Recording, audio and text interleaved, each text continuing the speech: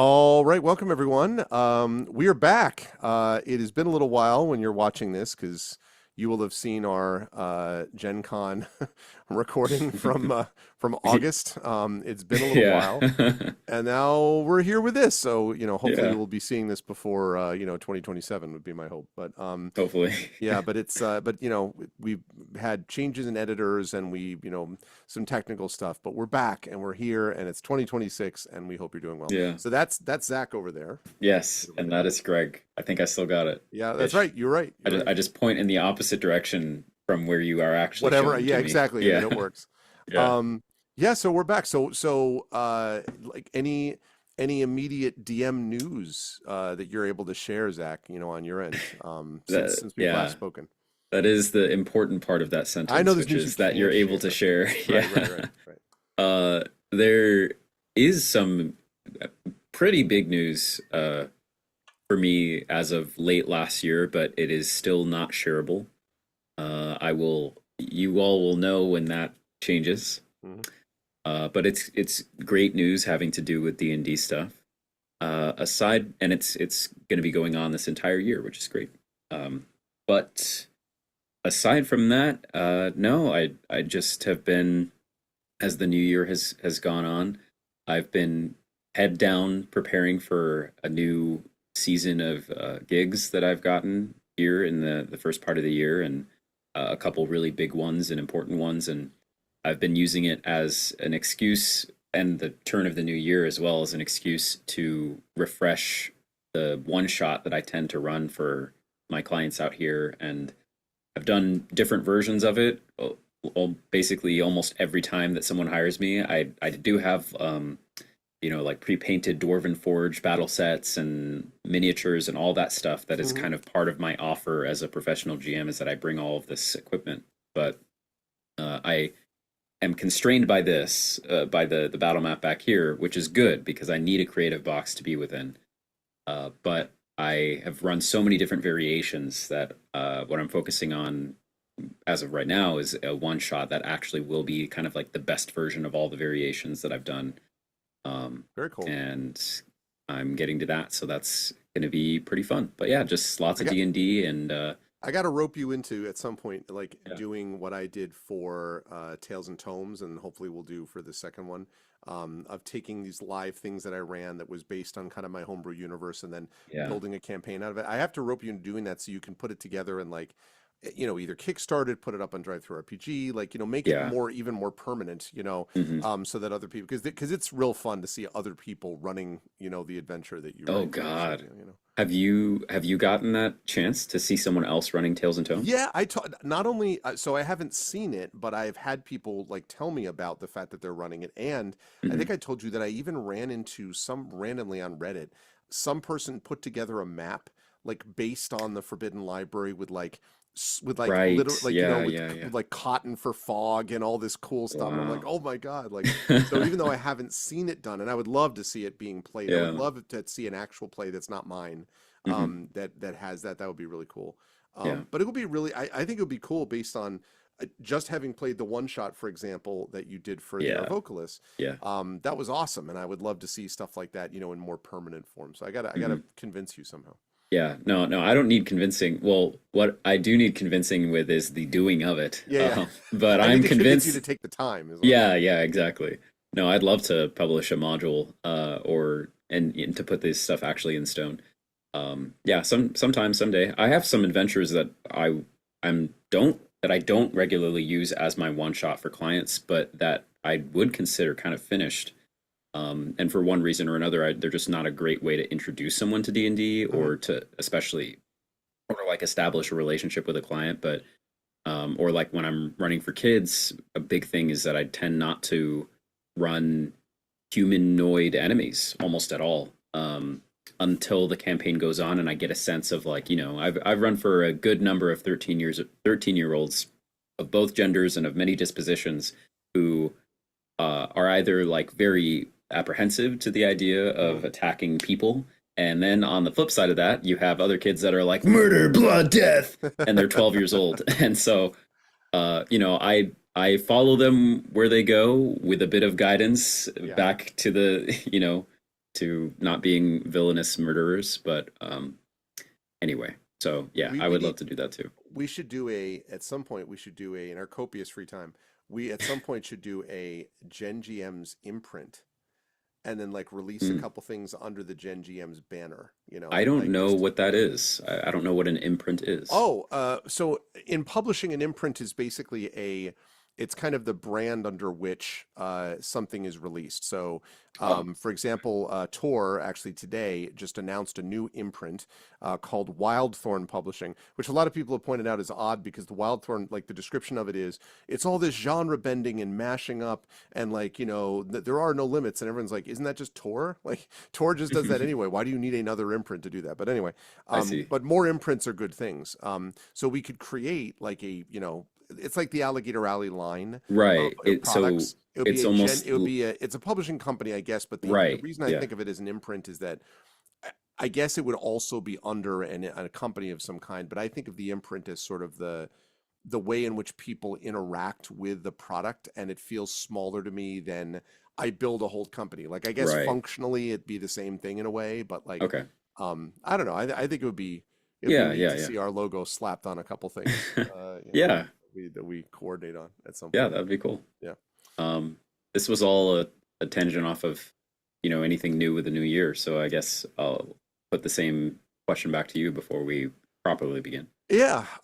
Same thing about like some things that I can't yet share. Hmm. I do have two new campaigns starting next month. One of Oh. them is not mine, but it's on my channel, and it is Prince Justin is running a campaign called the 13th Icon, which is 5e based. It's based on his homebrew universe, and it has Mm. an all-woman cast. It Heck is yeah. Mer Lafferty and Darcy Littlebadger, and Trivid from Hmm. our channel that we know, of course, quite well, Hmm. and also Kathleen DeVere, who is from the Loading Ready Run group. And I was on a panel at Worldcon with Kathleen, and Darcy I've known for quite a while and played with, but like also was on a panel with Darcy.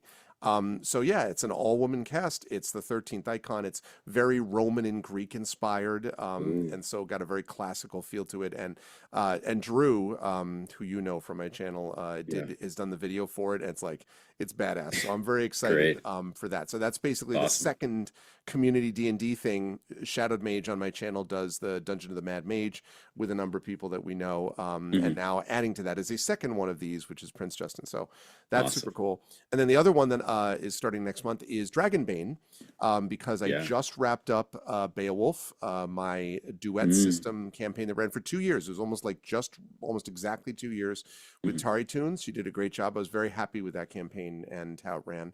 And now, starting next month, we're going to have Dragonbane, which is a system that was like extremely popular in Sweden in the 80s. So like while I was cutting my teeth on the red box and everything in the 80s, and while you were Hmm. not existing, Yeah. while that was all happening, in the meantime, in Sweden they were playing, and it was called, oh God, I don't want to, like Drakak or whatever the Swedish version is of essentially Drakak. Drakbane, Drakak. Um, but and it was like huge in Sweden, and I really kind of fell in love with the art and the sort of charm of it. It's put out by Free League, and they make good stuff. So I wanted to check it out, and I had gotten a press copy of it, and so I went and I bought the whole box set and whatever, and I did a little bit of a couple of demo sessions. I'm like, this is cool. Hmm. So starting next month, in that Beowulf slot. On Tuesdays, I'm going to, there are going to be two of them a month, and it's going to feature our mutual friend Trent Sparks. It is going to feature Tari again, so Tari Tunes will be returning to play in that game. Hmm. It will feature Undeveloped Bruce, who plays with me in my By the Dice Roll Ghosts of Saltmarsh campaign. And it will feature someone that I've known for quite a while, but not in a playing context, and that's Crocs. He is a old school GOG streamer from when I Nice. started streaming back there. He had been doing it for quite a while. So he's German. So I have a German. I have Tari, who's German, although living in the Netherlands. I have Bruce, who is Welsh and living in Wales. And then I have Trent, who lives in California. So that kind of breaks a little bit of my all European all the time thing. But it is cool that it's going to be a Tuesday day slot, thing. So it'll sort of hit European prime time. Mm, which is cool. And it's kind of a cool system. There are obviously a lot of similarities to D&D, but there are also some significant departures as well, which I think is neat. Initiative is handled through cards, mm, and if you take the action to, for example, dodge or parry, you can do that almost at will, not successfully necessarily, but you can try. But if you do that, you then use up your action for the round. So mm, in essence, you are either defending against something every round, where you're literally preventing the potential for damage, but not doing any yourself, mhm, or you're actively engaging in active combat, which means you might take more damage. And combat is a little more deadly too than in D&D. So, mm. and there's other examples of it too. So it's very neat. And so that starts next month as well. So I've got Dragonbane starting next month and the 13th Icon, in addition to our regular running things like Expedition for the Mysterious Peaks, as you know, and Eberron is finishing up with my Infinity and Beyond crew. Yeah, I was gonna Um, say because so you're doing well, you've announced the next campaign you're doing with that group, right? yeah, And where it's set. that's Yeah, yeah. Dragonlance, Yes, Shadow of the Dragon that's Queen. what I thought you were going to say. Yeah, yeah, Dragonlance But too. I have a Dragonbane and a Dragonlance. If the mhm. Dragonlance doesn't work, then we do Dragonbane. No, yeah, I'm excited for that too because I don't know if you did. We ever read any of the Dragonlance books? I have not, no. They're I mean, I don't know that they're not deathless literature. Like I love them as a kid, but I mean they're not Lord of Mm, the Rings level, but sure. they are Yeah. evocative, and they really sort of stuck with me. And a lot of people I think feel the same way. There was something very, I don't know, poignant about them if you read them at a certain time, I suppose. And I think Mm, they play nicely into an actual play setting also. Heroic fantasy, but there's a darker edge to them, and so it's neat. I'm excited for it. So Dragonbane is a little more like Dragonbane is a little more sort of a lot of animal characters, and it's a little bit more lighthearted. mm, Not entirely, but this is just a little bit more goofy-ish maybe. mhm. Whereas Dragonlance is a little more serious, and I would say is more in the sort of, it's not as serious as Strahd, but it's definitely a little bit more on the darker side. So Mm. it's neat. I'm looking forward to those. So That's cool. that's what's up with me in the new year on that side. Great. I'm excited Yeah, for that new stuff. yeah, yeah. And I think we decided that I'm gonna start with Yes, a question. please. So, uh, I have a few questions. I've been going back through all my old ones, and I'm like, man, that's a good one. That's a good one.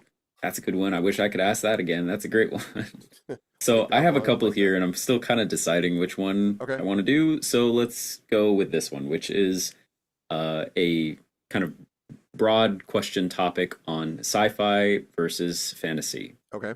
Um, and so the question is, do you have a preference for one over the other? And are there like certain favorite things that you have, just as the genre as a whole, like reading it or watching movies in it, but then also from the GM lens, running games in it, as a player in your expedition from the Mysterious Peaks and Espergenesis before that, which Espergenesis is a sci-fi version of D&D, but then Expedition is very deliberately and clearly a D&D plus Espergenesis Yeah, crossover. So real we mashup. have Yeah. a real mashup of sci-fi and fantasy going on there. So I'm just curious what your favorite aspects of them are, and if there's one that you find you're more intrigued about or want to run games in or things like that, Yeah. and just kind of what your views are. That's interesting. So so in general, like as a writer, okay, I am more drawn probably to fantasy than to science fiction. I've written a few science fiction stories and here and there and different things, and I teach it, science fiction, but I also teach fantasy, and I'm probably drawn more to fantasy than I am to science fiction in terms of my writing. Um, and I would say there was a time when I would have said definitively, like, I'm much more interested in sort of fantasy role playing, Mm, for a variety of reasons. Number one, because again, I'm a Lord of the Rings kid, and like, there's a lot of the sort of the vibe of swords and shields and magic and the exploration of dungeons and things like that that gets me. Also, I think in some ways this is like, I don't know if you're aware of the there's an old joke in writing about wanting to set everything just before the cell phone. And the reason for that is that when you have a cell phone, it screws up so much if you're trying to build tension. Like if you're doing a mystery, it's always like, well, why can't you use the goddamn cell phone? Why don't you just call the police? Why don't you, and like you didn't have to worry about this before, whatever it was, mid 90s when we actually started using cell phones more regularly. And Yeah. God forbid, now smartphones and apps and everything, right? Hmm. So there's a little bit of that with science fiction in that if you're running a fantasy campaign, it's you can have spells like sending spells in Dungeons and Dragons, or you can have spells of telepathy or various magical means of getting contact from one distant place to another. Yeah. But realistically, it's understood that if you're in the middle of a dungeon, it's not easy to be like, I got to go check with my baron whether it's okay for me to get like this chest or whatever. Like Right. it's not easy to do that. Whereas in science fiction, I mean, yes, you can limit it for different reasons, but then you have to go out of your way to explain it because don't you have communicators? Don't you have teleporters or the Yeah. equivalent? Yeah. Don't you have like, and that problem, the tech problem goes all the way up. Like this thing's charging at you. Why don't you blast it with a laser pistol? Do you have a personal shield? You know what I mean? Like Yeah. there's all these things that like in fantasy, you can sort of duplicate those a little bit with spells, but there's an understanding that it's a little bit more raw and ready. Whereas can't tech just get you out of it? Like if you have a Hmm. phaser from Star Trek, you probably with a phaser from Star Trek could wipe out, I don't know, 100 fifth level fighters. I mean, you literally just stun, stun, stun, stun. Eventually, the phaser would run out of energy, but it would Yeah. cover 100 fighters. And if you do that same thing against a party of 4 people that are at the same comparable level as the soldiers, you will destroy them. Like, I mean, Hmm. there's no way they're going to stand up against 100 when there's 4 of them. Hmm. So there's something fundamentally imbalancing about science fiction, which makes it a little harder, in my Mm. experience, to sort of explain away. Obviously, in a campaign that's set for that, like Esper Genesis, Shadow of the Zephyr that we played, or what Expedition is doing now, there's the expectation of that, and you're sort of balancing it off against anything. So you have a personal shield, but like they have talents that go beyond personal shields. But you notice even in Esper Genesis, they're getting around a lot of that stuff by sort of hand wavy magic stuff, which they call talents, but they're really spells. Yeah. Like Or part yeah, of that, Esper. yeah, like, and it's an Esper talent, and part of it is because it's 5e, but part of it also is because they're sort of trying to explain why it is that you can't just blow someone away with a laser rifle. Like Yeah. wouldn't like even think about like I was thinking about this the other day, like when you play a game like Star Wars Fallen Order or Hmm. Jedi Survivor or whatever, um, and you hit someone and you with a Yeah. lightsaber and you take a little damage off there, like this is not Yeah. how it works. Like in a lightsaber battle in Star Wars, once One you hit them, strike. they die. Like it's a Yeah. laser sword, right? The whole thing is, can you get through their defense and then Qui-Gon style, pierce them with, and knock them out? Like it's not like, oh, you've sliced me and now I only have Yeah. 75% of my hit points. Like, so it's more deadly potentially. And Yeah, it's more like, oh, you sliced me and I only have 75% of my body. That's yeah, what like it's more like. yeah, and I know hit points are an abstraction, but still, like Yeah. or space is another example. If you've got Hmm. spaceships, like if you're rattling along in a wagon, right, in a fantasy campaign, and your players are like, okay, I something happens and like the wagon, like I fall off the wagon, you take a certain amount of damage. If you get knocked into space, you don't have a suit on, that's it. Goodbye. Like you're done. Yeah. You're officially dead. Like so there's a whole like bunch of balancing that has to be redone with science fiction. So that's one of the reasons I wanted to avoid it. How in the past. I do think though that over time a lot of I've become more interested in how science fiction can be in itself explored, and can provide a sense of wonder on the same level as what you would get in terms of fantasy. Like, and this, I grew up watching reruns of Star Trek with my father. Like, there was a whole sense of wonder about that, and there is some marvelous quality, wondrousness that can often happen in space in terms of like scale and scope and like the galaxy itself. And you see an aspect of the universe and like, the big epic, especially space opera type campaigns, there's just a lot of stuff you can do with that. Um, So I think that I've gotten to like spaces, like science fiction, a lot more, partially through running things like Espergenesis. Hmm. Um, and I really do like mashups. I really like I like Final Fantasy-ish Magitech, Yeah. we have both fantasy and science fiction elements. When those people are sort of trying to translate into each other's languages and what they discover about them, so like right now your group is in the middle of this fallen starship, Hmm. and your character, and the character Lashana Mwanek's character are Yeah. both space-oriented characters that are not completely at sea when you see like space turrets, like gun turrets and like computer screens. But for the other two characters played by Rhiannon and by Toya, those are fantasy-based characters, and like they can kind of sort of get a basic sense of what it is, but a lot of it is foreign to them. And to the extent what is not foreign to them is something which radically changed their own planet's history 300 years ago when the technology crashed on the planet and everything changed. Yeah. So like that to me is fascinating to sort of see the kind of interactions between them. So I've Hmm. gotten better. So I guess I like science fiction more than I used to as a campaign background, and I think that's actually can be really enjoyable. And I like mashups too because I like seeing the way they work with each other. Probably still more drawn to run a fantasy campaign than a science fiction campaign, but it's a lot closer call than it used to be like 5 years ago, Hmm. because I've had more And experience with it now. you're a big fan of Star Wars too, And I love though. Star Wars. Absolutely. Love The Mandalorian. Which, But remember well, though, but that's, arguably science fiction, question mark? well, Not in I the was same about way to that say Star that Trek it's is. really Yeah. space fantasy, right? Like, I mean, Yeah, yeah. it's samurai in space. Hmm. Um, like The Mandalorian has an amazing episode called Sanctuary, which is literally a pastiche of Kurosawa's The Seven Samurai. Like Hmm. you go to a village and you save them from invaders, and it's an awesome episode. But it's Yeah. an awesome episode that's really heavily drawing on Yeah. this one iconic sort of piece. So yeah, Yeah. Star Wars is a little more like samurai in space as opposed to Star Trek, which is actually sort of space. But still though, I'm down with that too though. Like I definitely like science fiction stuff for sure. Um, I think it's just like personally, I'm probably drawn a little more to fantasy. But as I say, a lot less than I used to be because there's so much good stuff that can come out of actual play in space. You've done an Hmm. Alien campaign. I have. Obviously, you've been a part of that. Yeah. Do you get the same sense yourself? Like, let me turn that question to you. Like, do you also, are you more drawn to one or the other? Has that changed at all for you since you played an Alien? Are you like more inclined you might want to run a science fiction-y one, or how much of it have Uh, you done in the past? yeah. So for those listening, I have not run Alien, but I was a player in.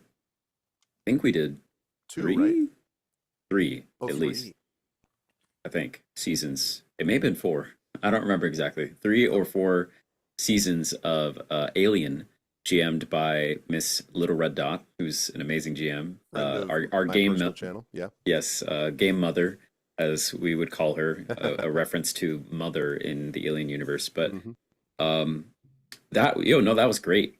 And to be honest, though, that campaign also didn't ever really strike me as super science fiction, um, and actually felt way more modern, which Really? I think says more about Alien than it does That's about fair. That's science fair. fiction. Yeah. Alien is really grounded, I feel, as far as, and there's not a lot of, space travel. And when you are space traveling, there's cryo. And, the most science fiction thing about Alien, I think, is that some of the stuff is in space and that there's an alien. But otherwise, you're handling guns, you're using forklifts to fight the guys, I guess so. that's true. Well, you have androids though, right? And you have Oh like yeah, there's androids. but I know what Yeah. you mean. Yeah, I suppose. I Yeah, suppose I'd that's true. say strangely, at least my feeling when I played it is that Alien campaign was closer to a modern feeling than a science fiction advanced, That's interesting. futuristic thing for sure. But yeah, and I've done a cyberpunk campaign briefly on Unmade Gaming, but that also felt really modern. Didn't really feel like science fiction. Like when I think of science fiction and a science fiction game, I'm thinking of kind of like Star Trek Right. or even Espergenesis. Honestly, I would say Espergenesis was more sci-fi when we did that campaign Yeah. than Alien or than Cyberpunk for sure. Yeah. Yeah. Yeah. Yeah. Um, but Yeah, I mean, I that was def inspired, just to say that was, yeah, and of course, that campaign's heavily influenced by Mass Effect, which is like right. definite science fiction. Yeah. Like, it Yeah, yeah, is yeah. like, Yep. and in every way based on Epitome alien of it. races and interactions and space battles and all that. So, Yeah. yeah. Yeah, I definitely have a preference, but the I have a niche within that preference where I am starting to develop my own D&D worlds, and worlds outside of that. But my preference now is leaning more towards sci-fi, strangely. And I would love to play in more sci-fi campaigns, but truthfully, the the area that I'm actually really falling into as far as like my comfort and what I would love to run as a setting, and actually kind of what I'm preparing for this year, the setting that I'm going to be running my one shots in person is this, what I've described as like a post apocalypse, where essentially you have a society that advanced to science fiction levels of technological advancement, Okay. and Blade Runner level, androids or constructs or whatever, phones surely, but then beyond that, nanites and Hmm. AI and all that stuff. The AI of science fiction, not the crappy kind that we have. Yeah. Yeah. No. No. Um, but what I then like, the post part of that, is an apocalypse strikes in that setting, and then as part of that setting's evolution, now you're in the remains of a very technologically advanced society, Okay. where all that old tech is overgrown with moss and vines and stuff. Yeah. Yeah. And then what I love is then when fantasy creeps back in, and then you're in this weird, mostly fantasy, and like there's magic and goblins and elves, and this is kind of speaking to my world where I'm still figuring all this out. And when I first created my first homebrew world, it was very, very D&D coded, very Forgotten Realms, very Exandria, very traditional D&D. But now the world I'm creating, which I is still it's still very ethereal to me, is this idea of a world that advanced, that was human only, almost like Earth, and advanced far beyond what we've currently achieved.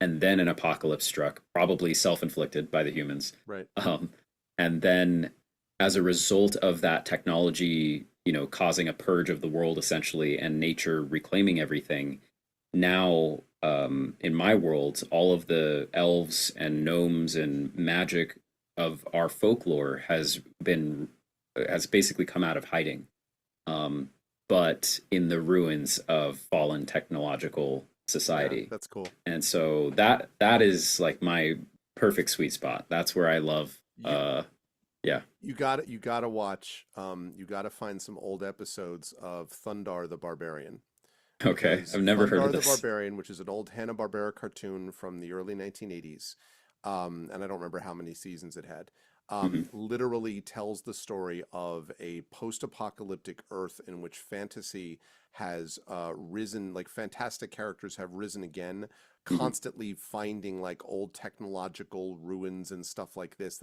It's very, also Horizon Zero Dawn is in the same category, but Yes. Horizon Yeah. Zero Dawn is very modernish, and we're talking Right. about like if you put Shadowrun on top of you know Mad Max or something, right? Like, and then you would Yeah. end up with this. That, so anyway, you need to check that out at one point. Okay. I think you'd Thundar the find it cool that Barbarian. way. But that's awesome though. And again, mashup. See that the idea of having, we ourselves are built in our world are built on top of other civilizations. And Yeah. when you encounter elements of them, like walking through London and then there's just a wall of Rome, like Yeah. a wall from when the Romans came and they just left this wall. Like it's this strange, it's just the middle of London, like, and there's taxis running behind you and but there's this wall, and like that there's so much richness, it seems to me, there for role play Hmm. and for all that sort of stuff. So that's very cool. Yeah, that's neat. Yeah. Yeah. That's the spot where I want to be, and I'm part of it too is like, as I've been running D&D for kids, I may have mentioned this already, but that I'm often not having them fight humanoids very much, Right. and instead, when I'm running D&D for kids, I am having them fight things like oozes or other things like that. So, um, as I've been working on my own setting, and now I've kind of realized, oh wait, like what if they fought like robot constructs. Like I know I don't think you've played Helldivers, but there's the actually I don't even remember the name of the faction, escapes my mind, but there's the robot faction that you fight. I forget what they're called. All the Helldiver players in the audience will be screaming for Super Earth. But uh, so I was like, man, this is perfect. Actually, what if I put my players in a fantasy setting with fantasy expectations, and then suddenly they are, they see crawling out from a hole the silhouette of a human and what looks like a zombie, but then as it arrives in the light, you see sparks coming from a half broken metal neck and a face Ah, carved from metal in the shape of a skull and a missing arm. And now, you can have kids that are like, ooh, this is weird because it's fantasy, but it's also sci-fi. seriously But then, metal in every way. exactly, yeah. But then they can, I can describe all sorts of stuff where they're like, stabbing the thing and the metal cage of its chest collapses in. And, you know, kids love to do dismemberment sometimes. And it's like, yeah, great. You lop off the robot's arm and sparks and oil fly everywhere. And that's Yeah. great. And that's fine. Um, so I recently was like, man, that would be awesome. This would be a great enemy, and it's one that I don't have to.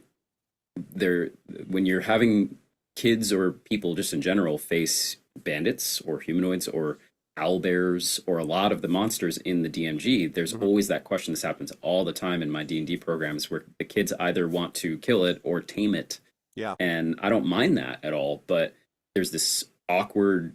There can be awkward moments when there's a moral quandary at every fight of like that you might Yeah. hear some D&D traditionalists that are like, I remember when orcs were just evil and we slaughtered them mercilessly Yeah. Yeah. because they were orcs. And I'm not in that camp. I like complex orcs and I'm a big Warcraft fan, but the reason I like this robot idea is that I can just say these are robots with no memory cores. Yeah. They are coded, have been coded to destroy you, and it's easy. So they're my new mindless enemy. In place of goblins or orcs, which I've now kind of brought into the reserve of cultural complexity and the moral Yeah, that's cool. quandary of stuff like that. And That's so cool. I got some secondhand Warhammer minis at my local game store in a bargain bin. I dug through them all, and the guy was like, "Oh yeah, these are just discarded, or they were sold back to the store. A lot of them are damaged, and it's just basically like a Lego bin full of painted Warhammer minis, but they're all damaged." And I pull out this robot faction. I don't even know what it is. Warhammer fans would know, but it's just this robot skeletal looking guy, full metal robot missing an arm, and I'm like, this is perfect. And it's Yeah. like the paint is chipped and everything, and I'm like, oh, this is wonderful. Nice. So I got all these secondhand minis and stuff. So yeah, so that's where I'm at right now. I love that. The idea of this fusion between where the world is currently fantasy, but then you are starting to uncover the remains of something far more advanced that Right. failed thousands of years ago. Right. Yeah, I mean, that's my vibe. that's the Metroid sort of thing too, by the way. Like Yeah, I've never Metroid, like played actually. Samus is continually going to planets, and like whether it's the Chozo or whether it's other, she's perpetually finding these races that are like, we've been destroyed, but here's this ancient, awesome technology that you can access. Like that's that Yeah, she's constantly sort of love, and I love that stuff because like that's yeah. discovery and all that.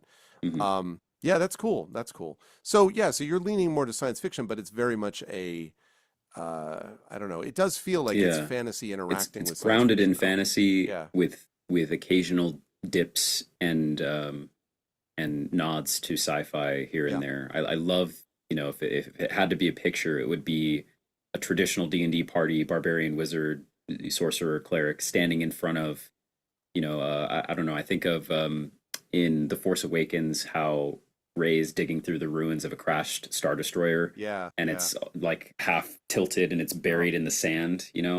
Um, not so much sand. I mean, I would have a deserty area, but imagine that covered with moss and in a forest. Like Yeah. that's my vibe. It makes yeah, it's incredibly evocative. It makes me Mm. so sad like thinking about that about how much cool stuff was there that then just kind of got wasted in the In The sequel Force trilogy. Awakens. Yeah, Oh I was God, thinking about that recently too. I feel like The Force Awakens, as a tangent, was very promising. I agree. And all around a great film with a lot of like perfectly established premises that could then be explored in the future movies. And I think they just made a big mistake having multiple directors, which in and of itself is not a Wildly different problem. visions, though. Yeah, Yeah, exactly. yeah. You know, multiple directors, not a problem. Multiple directors with not working together and with no unified three movie plan. Oh no. So dumb. Yeah.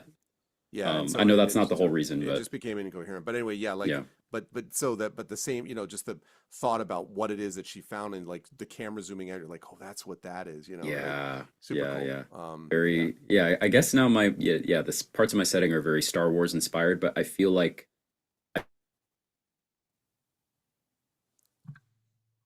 Oh, Spectrum, I feel like, oh, there we are. yeah, there we Yeah, you we got cut bugged out. out Yeah, for a go ahead. second. You're good. I feel like if Star Wars is on some sort of spectrum, if Star Wars is rooted in sci-fi with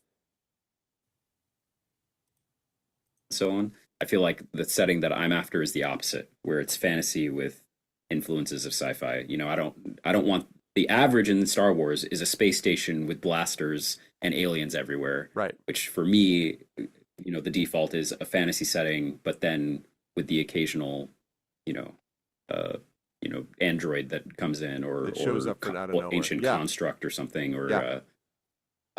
Bastion from Overwatch for old fans of Overwatch. Bastion was this like turret who was decommissioned, and there's in his trailer he's like covered with moss and stuff, and he's Mhm. like this robot who's learning how to connect with nature, which is very interesting. So And like JRPGs and animes and things like this have played with these ideas for a long time. Like there's mhm. nothing new about that, but I think it is very rich for actual play. Whenever Oh you yeah, can mix things up, it's one of the reasons I like Eberron actually as a setting because Eberron is itself playing with fantasy, with technology in a way, but it's technology that's managed through essentially the questionable usage of and sometimes enslavement of elementals, which causes all kinds of problems. And as yeah, people find out, but also reconfigures elves, reconfigures halflings, rethinks about goblins, mm, and a whole bunch of other things. And um, so it provides this very distinctive flavor. Which isn't just bog standard D&D, and part of the way it does that is with a sciency twist, I guess, on what fantasy is doing. So, yeah, yeah, that's cool. That's cool. I cool, like that. Um, great, so, all right, let me ask you my question, yeah, which is, and it's an interesting segue because it strikes me that one of the reasons you seem to like this genre that you just talked about using like mhm, the robot minions is that it solves kind of a moral problem, which a lot of your players have and which maybe you have by extension, which is like the murder hobo problem, right? Like, yeah, how do we, let's come together as a community and like slaughter orcs for fun and profit. Like, yeah, these are beings and they're creatures and whatever. And even Tolkien has multiple cases where people sort of consider the loss of life that's taking place, which mhm, is one of the reasons I get frustrated when everyone's just kind of like, well, he just said orcs were always. I'm like, no, he didn't. Read the books and read the interactions between Shagrat and Gorbag, two of the big orc soldiers, mhm, orc sergeants, and tell me again that they're just like one note killing machines. Like there's yeah, more going on there. Anyway, yeah, but the thing that I wanted to ask you about then is this is going to be somewhat tough question possibly, but I know you can great, handle it. yeah, Um, we are in a time now at the moment politically mhm, in which we are dealing with enormous amounts of disruptions. Perhaps it has ever been thus, like humans are not great at living through history.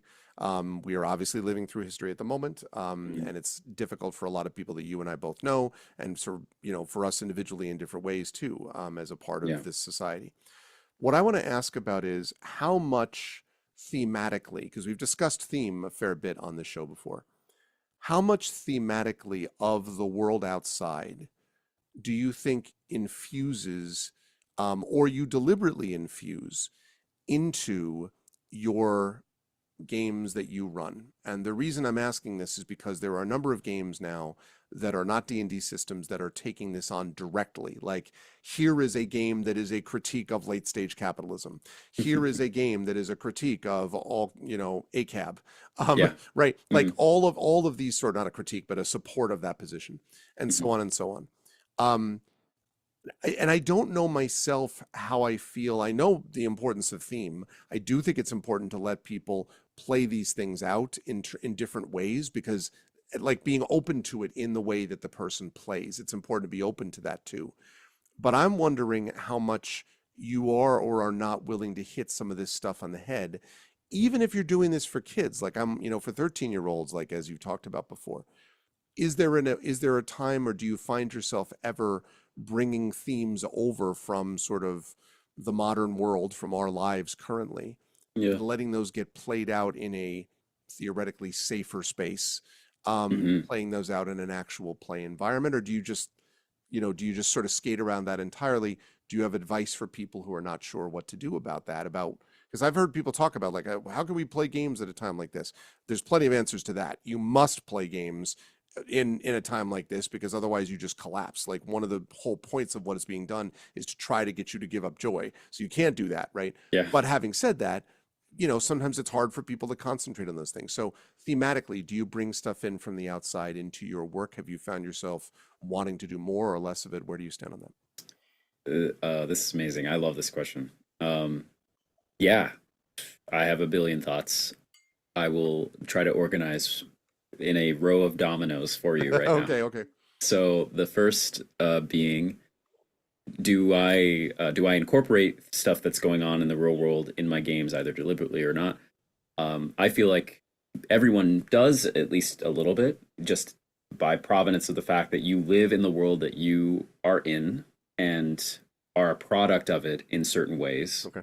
And therefore, every game you run is always going to be somewhat influenced by the time that you are in. Okay. I'm sure that if you took me exactly how I was born, but instead I was born in the 1300s in France, and then I'm running the equivalent of D&D, that the themes that I would choose and the stories I would find exciting would be different, Sure. because of things happening in France at the time, you know.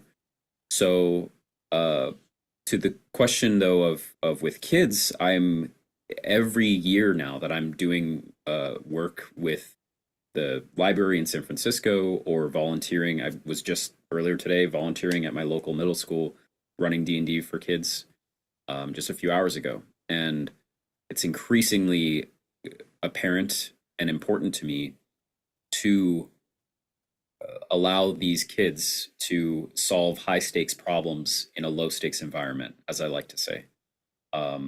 Yeah, I haven't, there hasn't really been a point ever where I've gone deliberately in a game and like in my notes, I make lots and lots of notes, bullet points, whatever, when I'm preparing my sessions. There has never been a point where I'm like, because this thing's happening in real life, I'm going to throw in this thing, but I can feel it subconsciously happening. And perhaps what's happening more is I'm starting to notice parallels between tropes in my games or things that come up in my games, and stuff that's happening. So, yeah, no, and with kids, I feel like it's just so important. I've talked before. I've mentioned the story of how I've run D&D for kids, and there have been discussions of like confronting racism in the game, and the kids like understanding and drawing parallels to the real life in that way of like, there was a time at the D&D club back pre-COVID where I was just sort of walking around checking in on tables, and there was a group of kids all playing together, and I kind of walk in middle of the scenario, and all the players are standing up and they're pointing at the DM and they're smiling, but one of the players is like, as their character, berating the DM who's embodying some NPC, and the character who's 12 years old, or the player who's 12 years old, says, "You can't be racist to tieflings," and I slap him. And the whole table goes up in laughter, and the DM starts laughing too and says, "You slap him," and he continues the scenario, and I had no idea what was going on, but apparently that NPC was being racist to tieflings. And the kids just said that, and they're like, okay, that this is situations that are happening. Or I've had kids that I ran a scenario where there was a undead kobolds attacked a town, and they were pretty much mindless for the most part, but one undead kobold had a funny personality and offered to guide the heroes to the lair of the big bad villain, and he was just this funny little kobold guy. "Hey, I'm not dangerous." And they reached the end with him. The players loved him, except for one player who was just convinced because he was an undead kobold that he was evil, no matter how friendly he was. You've told me this story off stream or off show, and Yeah, I I'm remember pretty this. sure Yeah, I've mentioned it on show as well. yeah. But long story short, that one player who didn't like undead kobolds killed him even after I gave the opportunity to stop him to the other players. And it was only after they killed that undead kobold that the other players were like, "No, how could you do this? We loved him." And it spawned this whole conversation where they started to get mad above table at that player. Mm. And this whole conversation came up. And then eventually one player said, you can't judge someone just by the group that they're around or just by how they look. That's how. And then another kid said, "That's how racism works." And I was just there like, I mean, no lies detected. having to proctor that situation. Yeah, yeah, yeah. And it all worked out well in the end. And I brought the kobold back, and the character killed it. They made up, and he understood, and da da da. But that all to say, yeah, no, I think it's increasingly important to. I'm not sure that I will ever feel the need to deliberately take something that I'm experiencing, or that the world is experiencing, or that my community is experiencing, and insert something in my game as a direct parallel of it. But I will happily allow my experiences of my world to affect how I start to craft the world that I'm creating, and there's going to be a certain amount of subconscious drip effect that's going to happen, and I'm fine letting that happen, or if I'm drawing parallels, then if anything, I'm like, good, let's see what they do in this situation, know. Yeah.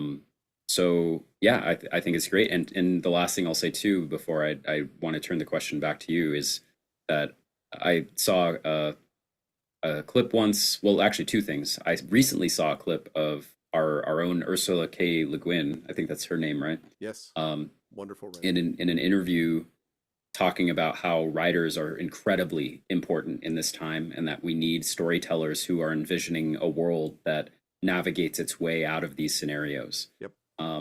Or that have dealt with these scenarios in the past, or show a future either positive or negative on the other side of what we're experiencing.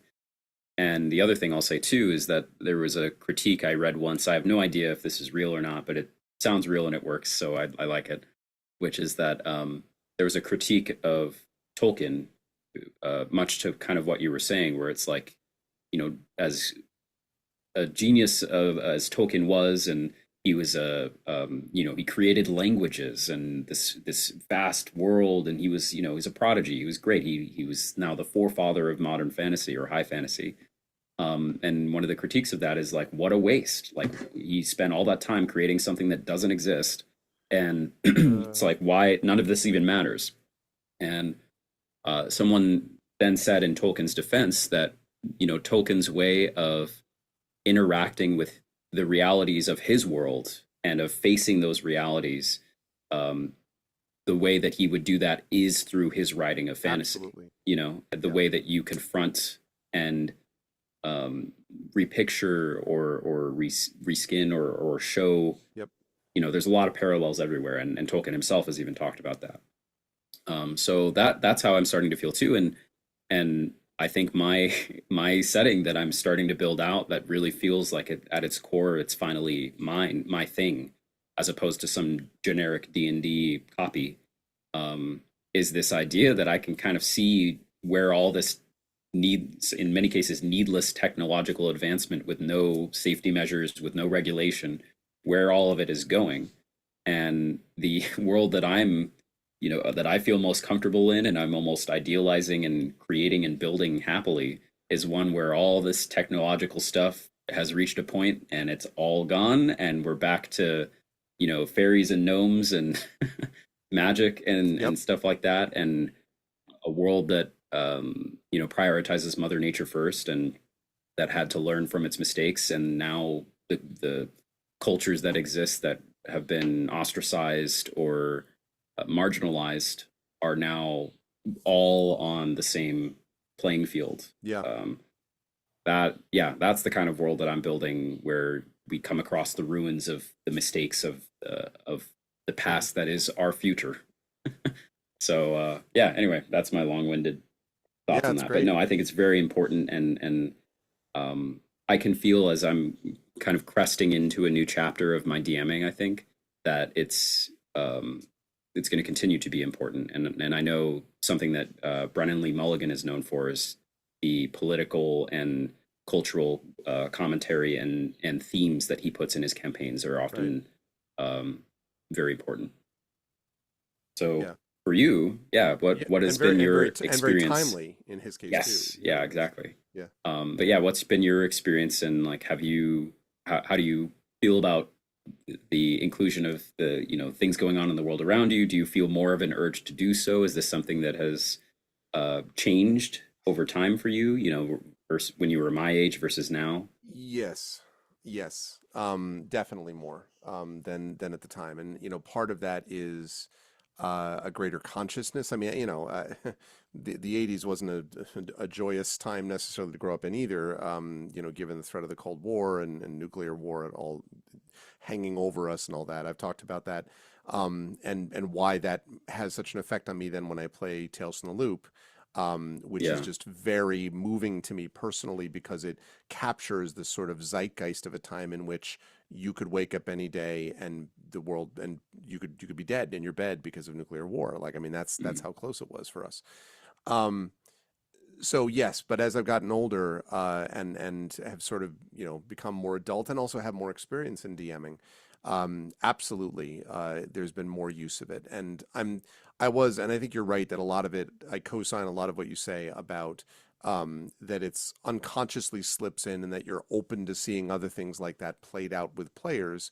And it's definitely not necessarily a one-to-one thing. It's not like Yeah. Fallout, where like this is quite obviously we're going to take this and we're going to put here, or even things which are satires, which a lot of the people who are fans don't recognize are satires, like Warhammer, which is a satire, right? Yeah. It's intended to be a satire of the Or cigar chewing, like Warhammer mhm. 40K is supposed to be the cigar chewing Marine who does whatever and like kills in the name of the Blood Emperor and all this. Like Yep. this is no more than Starship Troopers was supposed to be. Let's do it that Yep. way. I was gonna This is say Helldivers. I know we haven't Yeah, played, but Helldivers very, very clear satire and critique of late yeah. stage capitalism and technology and And so on. satire is very difficult to do anyway, and it's very difficult to do when you're doing it in actual play and you're doing it in tabletop role playing. But the thing I wanted to say about Tolkien, which ties back to the answer to this, is so Tolkien famously claimed that his work was not allegorical. Like he said all the time that it was not supposed to be a one-to-one. You're not supposed to look at it and go. And with respect, and I talk about this with my students and they laugh all the time, I'm like, I have enormous respect for Professor Tolkien. Uh, one of the highlights of my life was going to see his grave, but he's wrong. Like because it's inconceivable that a person who watched all of his friends and literally just about all of his friends die around him at the age of 17, 18, 19 years old in World War I in the most filthy, horrific, traumatic, blown up. His friends are blown up or die of diphtheria or, whatever Hmm. around them, right? Um, it is inconceivable that that experience, which almost killed Tolkien himself, would not then play into his writing, which not only in his continual, some would say, obsession with mortality, despite his faith, mortality and death, and the impact of that upon us, but also the impact that it has upon specific scenes. So we go through the dead marshes, and there's all these people lying back, this from a former battle, lying in the water, looking up and holding candles. I mean, the Battle of the Somme, these wars were literally rain-filled trenches with bodies lying in them, looking up at the sky. I mean, it's not hard to see. Of Yeah. course, there's allegory there, whether or not Tolkien intended it himself. Of course, it's hard not to look at the ring and see in it echoes of the just do this, take this power, and you'll use it the right way. So just you take chemical warfare, landmines, Nukes. nuclear war. Just Yeah. you take that, you'll use it for yourself. You'll do the right thing with it, right? Like you're not Sauron, or Yeah. you're not the bad guys who would terrorize civilized societies by dropping bombs on them. So like it's not hard to see the allegory there. But in this case, the reason I think that's important is I don't think we can avoid it. And so the question then is, Yeah. how do we, like, even the choice to leave that stuff out? would itself be a choice and a political choice. If you leave out, you're like, my work is nothing, has nothing to do Yeah. with modern day capital. You're making a decision which is in itself implicated politically. So, Hmm. like you're like, well, let's just go kill, 100 orcs and not think about, who they are or why they are or why they exist. We're just going to go have a good time and slaughter a bunch of orcs. Yeah. You're making a decision when you don't make that thematic in some fashion. And so instead, I think you have to lean into some of what it is that you experience. The question is, how do you do that? So I don't have to tell the story of how do we resist uh, government occupation of a fantasy city for no reason while they go door to door seeking dark elves which they can throw into cages. Don't need to do that, right? Except we're in the midst of that now. But I don't need to Yeah. do that to not to send that message. What I can do instead is I can focus on a society which has privileged certain things over other things, which Hmm. has decided to prioritize, capitalism and corruption over compassion and community, or I Yeah. can talk about a society that's fighting back against those things or individuals fighting against that society. The Yeah. opportunity to show the horrors of war that's been happening in my Eberron campaign, where like Tren is playing a character who has is basically suffering from extreme PTSD from seeing the destruction of Seer and or I should say having never he wasn't there when it happened, but getting like once he's given a glimpse throughout the course of the campaign of it, the just horror of it, which has obviously beset him about what it was like for his friends, for his family, for the people that he knew that he cared about that went through this experience. um War is hell. It is devastation. It is psychologically devastating, and no one comes out of it okay. And so showing that within an actual play setting is extremely valuable and can be very healing, not by just let me show you a lot of the horrors of war, but through giving people agency, players agency, to decide how they're going to deal with that, right? Like, Hmm. how do I deal with things? I would argue, even we were talking about sci fi campaigns before, even the alien campaign you were in, the idea of an alien, right, that is pursuing us through dark corridors of a ship and which can jump out at any time. This isn't an allegory for the fear of what happens tomorrow or the next day, of an inscrutable, overwhelmingly powerful force that can be everywhere and nowhere at once. That means you have to have your head on a swivel. That means you have to be paranoid all the time. What that does Yeah. to you psychologically. Or a big theme in Alien was, can we use this thing against other people? Can we Right. divert its power for our own means, our own gain? And do we have the moral right to do that? Yeah. Curse of Strahd, like, do we have the right? We have an absolute abuser. Like Strahd is an abuser in every Yeah. sense of the term. That's he's made hateful in a way, and he has his own allegedly tragic backstory, but a lot of it is just special pleading and him being like, oh, my life is so tragic because he was Yeah. trying to abuse somebody else. How do you deal with a society which is constantly under the thumb of abuse? I think that has resonance for us right now about leaders that run things as abusers and the Hmm. implications that has psychologically for society. So I think I've become a little bit more explicit about those themes, both because one, I think it's important for people to feel like they can work through those things. Yeah. Again, not in this weird ham-handed, there's a leader and his name is Blump. And like I mean, like I'm not gonna do stupid stuff like that, right? But being able to play out some of those kind of same themes. And Yeah. then the second reason to do it is you need to give people hope that they can think of ways to do this. And I've had people tell me that it's because they had a character that they felt stood up against, whatever the thing was, that sort of inspired them to be able to do the same thing in their own lives because they had played that character, right? Hmm. They had an element of it that sort of stuck with them.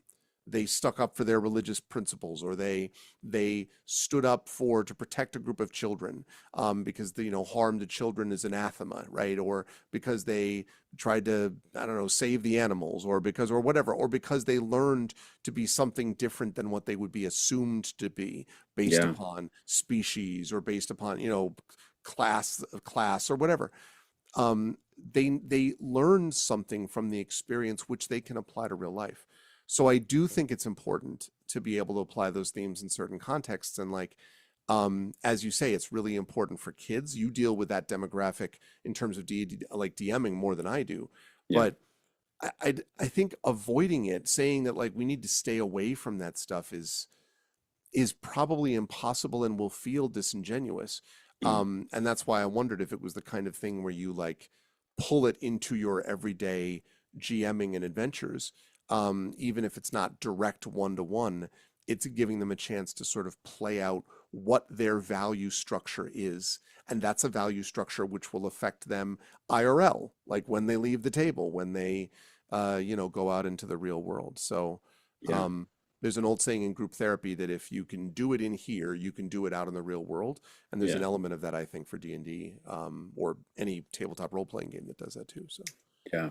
you know, Yeah. I feel like it's it's not constant, the themes like these that come sure, up at the sure. No, table. no. Um, and with the kids especially, and I don't think it should be either, because I don't think kids should be having to make crazy high stakes moral decisions at every D&D game. No.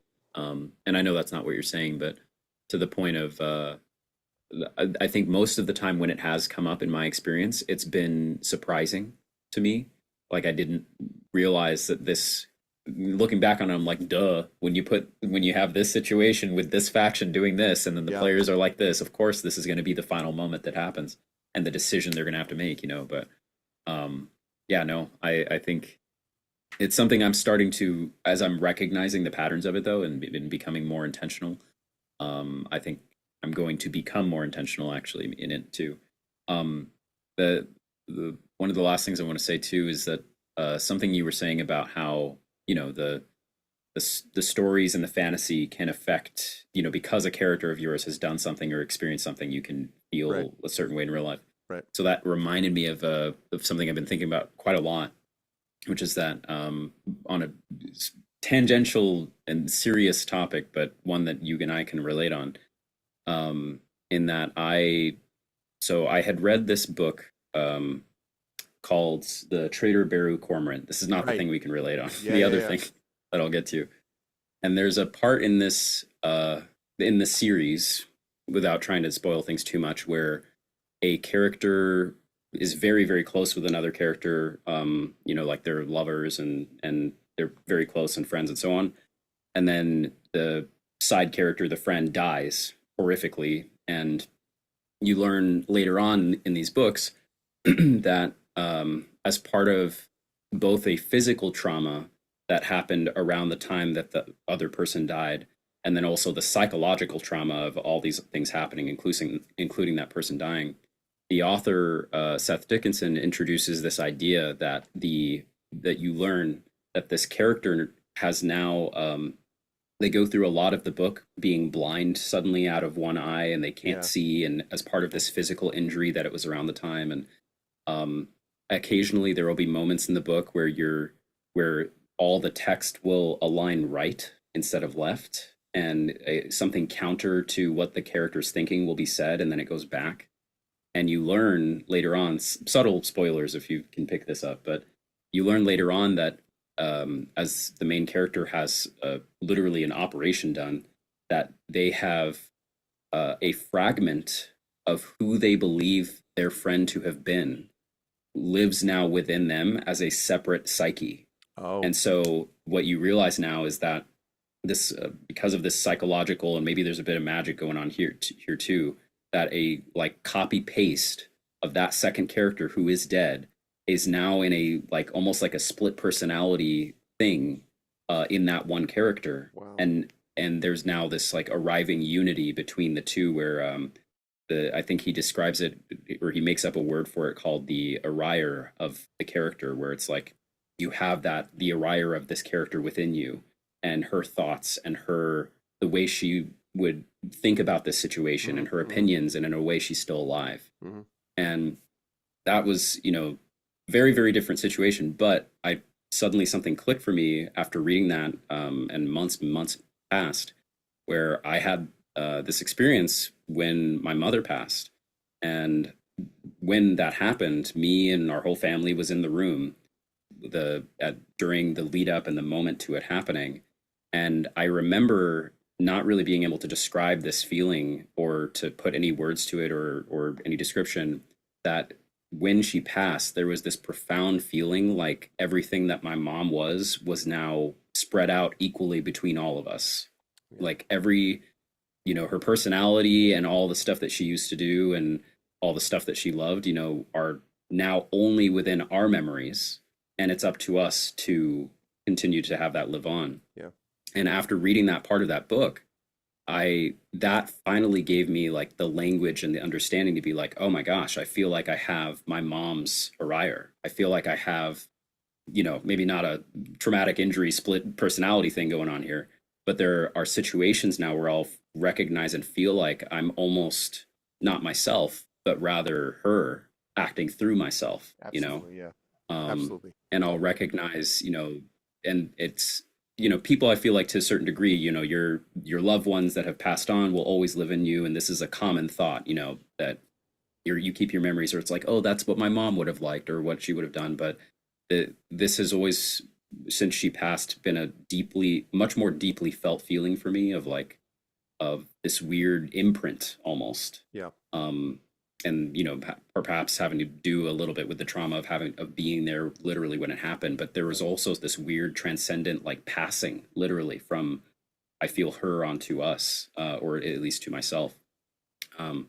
So that all a thought and commentary on how like reading this fantasy book and a situation that the author came up with in this fantasy book that has nothing to do with a mother passing or anything like that. It's some weird magic trauma split personality thing between lovers, but finally gave me this framework to understand this feeling that is very real for me, and how I kind of am moving through life now, where I almost feel like, in a way, through some of the way that I behave, or that the ways that that I have tenderness, or sometimes when I'm teaching my kids, there are things that I feel like are me versus like how my mom would act with kids. Yeah.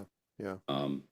So anyway, yeah, that's been a very clear effect for me of like the imprint of there have been little aspects that have happened for me in D&D games, but that's one very clear example from like reading a book and how an author has described something and how it very clearly allowed me to understand something in my real life. I don't know if something like that, or what your experience is at all in D&D or in books, or if anything gave you an impression like that. Doesn't have to do with our moms necessarily, Yeah. but Because yeah, we share that, of course.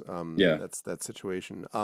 Yeah, I mean, like that's that's very thoughtful and I think well said. Yeah, I mean, like the framework, the language. I think you're talking a little bit too about sort of yeah, the having the language to be able to talk about these things is important. hmm, And a lot of times these books give you a sense of the language of, and there's all sorts of things, the language of sort of bravery, the language of what, but even a language of a particular event or an experience, right? Like what is that like as you go through it?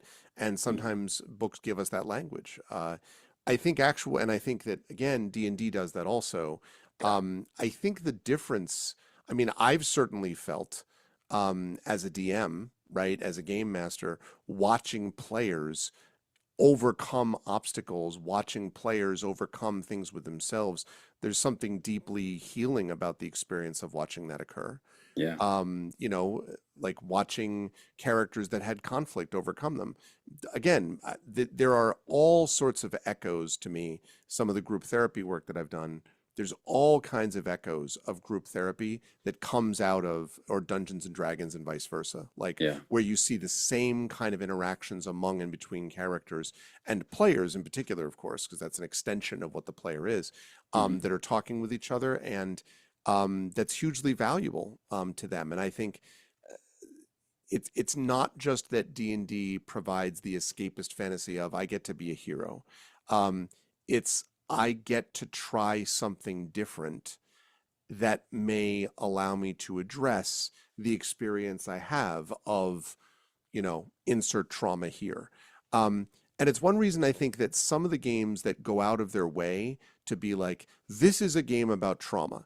Like for people for whom that is valuable, that's Yeah. great, and I'm not dismissing it in the least, but I don't know that it needs to be on the nose that way. I think Yeah. sometimes, as just in play, being able to be in an environment where those themes develop naturally as they automatically will, those become part and parcel, honestly, of a person's then real life response because they have this framework to address what it is that they've seen. So I've seen that happen as a game master, and I've talked myself about, again, the second time I'm mentioning it tonight, Tales from the Loop, like playing a Hmm. game in which I stood up as a larger, older kid to prevent another member of my party, another kid, a character kid, from being bullied.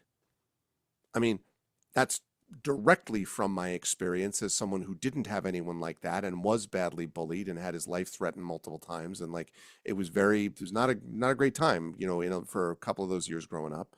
Hmm. And I never had anyone like that, who could stand up the way that I stood up for this person. So it's that too is deeply moving, right? And it's me working out ways that if I could, at the time I was playing this, I was what, like 51? If I could, as 51-year-old me, have gone back to help 13-year-old, Greg, Yeah. this is the way I would have wanted to do it. I would Yeah. have wanted to be able to stand up and be present. And that's something I'm getting to do in the game. And I think that's even stronger, to be honest, Hmm. in that environment than what a book provides. And I say this as someone who is a writer of fiction, right? Like, so books are extraordinarily valuable, and there's other things they do that probably games can't represent.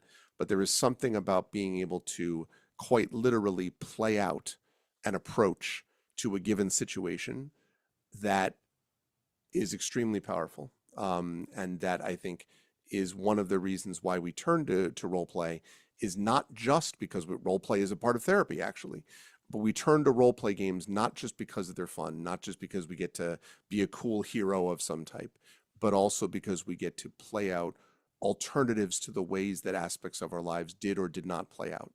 And how Yeah. do we do them within play? And that's extremely valuable, and it's obviously valuable for kids. If it's valuable to me as a full grown Right. adult, it's going to be valuable to kids in the same way. So I guess what I would say since it sounds like we're both on the same page, is I Hmm. guess I would encourage people watching to do the same, to not be Yeah. afraid to shy away from those themes, to not say like, oh man, I don't, again, it's execution, it's in the execution of it. Like, don't be ham-handed about it. But I don't Hmm. think you should be afraid of it. I think it's important to be able to represent what we experience as human beings. And you'll find a great richness, I think, that comes out of the role play experience that will also apply to things outside the role play experience that'll be valuable. So, Yeah. Yeah. There's this saying of write what you know, which I think is important and something you should be aware of. But I'll also tack onto that maybe like write what you believe, you know, and I think that's exactly, write important what you too. Because value.